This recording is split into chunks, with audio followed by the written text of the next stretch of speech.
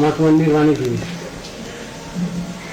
সময় মতো পাঠ কীর্তন হবে, সময় মতো আরতি হবে, সময় মতো অ্যাটেন্ডেন্স, সব কিছু টাইমলি।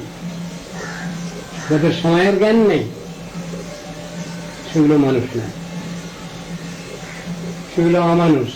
কম গালাগালি দিয়ে বলা হয় সেগুলো অমানুষ।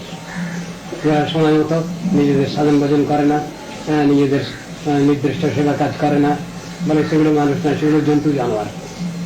পূর্বদের ভাষায়ও আছে, গুরুদেবের ভাষায়ও আছে। যারা কোনো দায়িত্ব নেয় না, বিশেষ দায়িত্ব নিয়ে চলে না মঠ মন্দিরে, বলে সেগুলো জন্তু জানোয়ার বিশেষ। সেগুলো কোনোদিন উন্নতি হবে না, হয় না। ওই ফাঁকি দিয়ে বিশেষ করে ভগবানকেও ছোট কলা দেখিয়ে দেয়, গুরু বৈষ্ণবকেও কলা দেখিয়ে দেয়, ভগবানকেও কলা দেখিয়ে দেয়। যা